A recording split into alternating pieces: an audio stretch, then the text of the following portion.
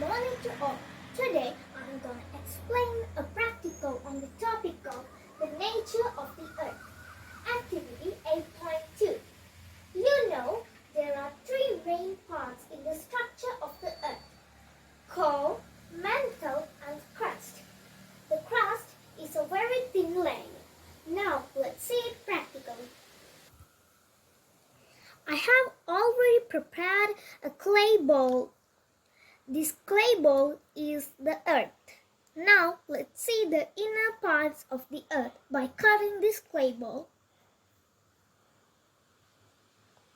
I cut it from the middle.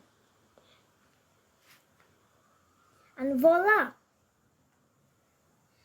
You can see the crust in the color of orange, and the mantle in yellow, and the core in red color. Scientists believe this is the structure of the earth. Okay, I hope you learned something today. Thank you.